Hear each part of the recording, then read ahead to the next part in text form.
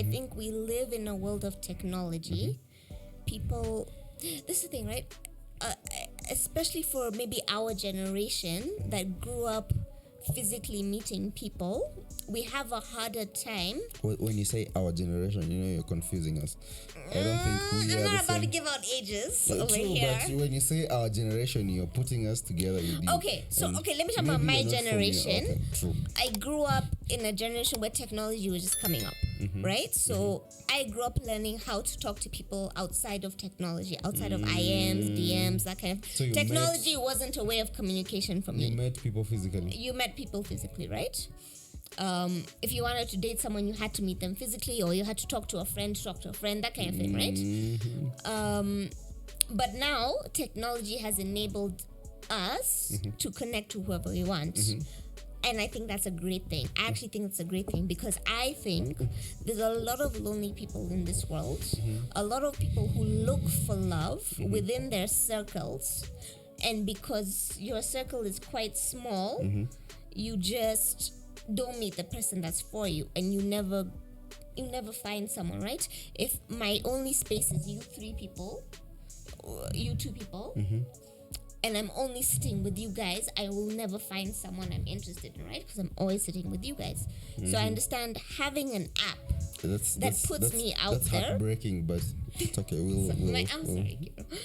But so I do believe it's a good thing because it's given people, especially people who haven't had options because they have social issues, because they're just scared, because they've been heartbroken, they don't put themselves out there. I like that dating apps gives them a safe space to try and connect to people that they would never have ever connected before. I actually like the idea. I like that the fact that I can sit here in this space right now, take my phone and say, oh, I'm single.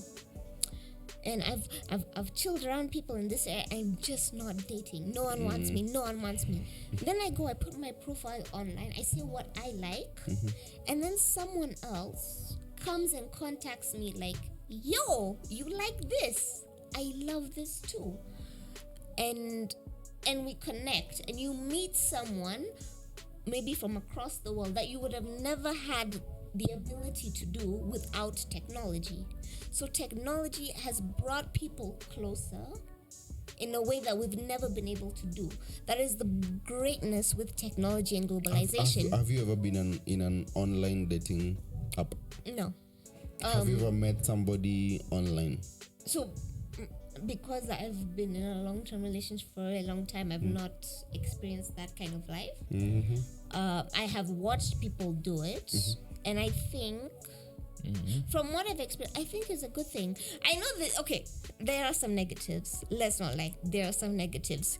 You will meet some weird people, and you will meet some creeps, and you will meet some people that want to just use you for your money. There's a lot of horrible things that come with online dating, right? You don't know who's behind that photo. So there's problems. There's problems, and as I believe, as anyone that uses the internet, whether it's for dating, whether it's for Twitter, whether it's for Facebook, don't use the internet willy-nilly. Don't just go and no.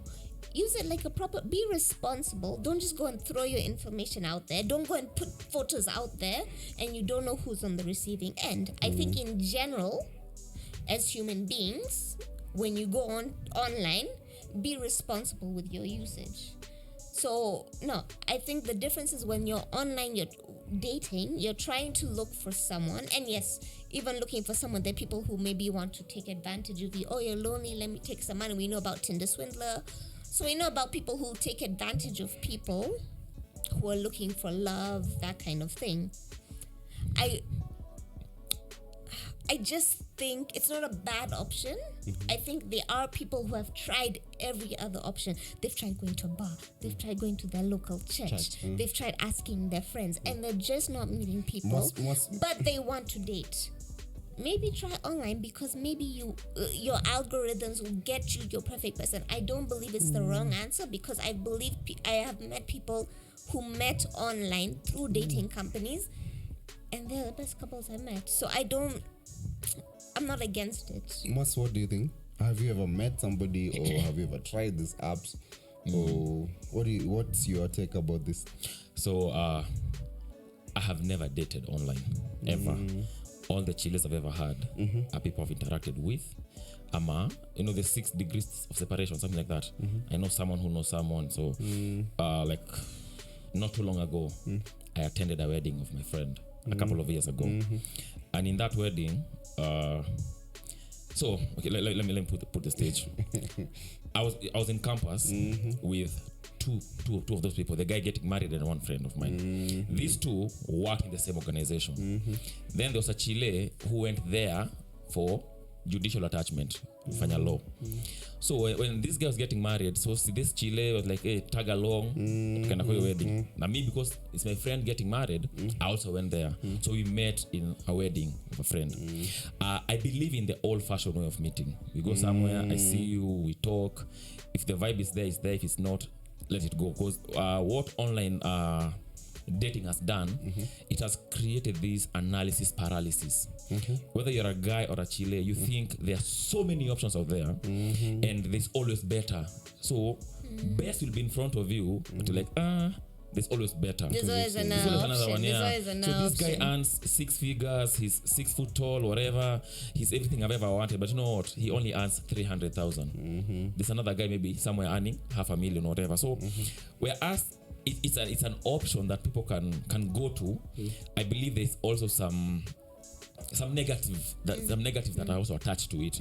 But personally, if you ask me, I prefer the old-fashioned way of dating. You go somewhere, you see someone, you talk to them. If it doesn't work, it doesn't work.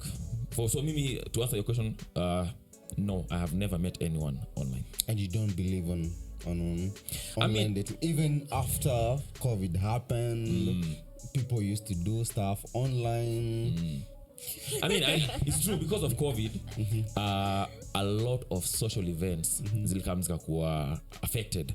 So even weddings, funerals, just keep the numbers small.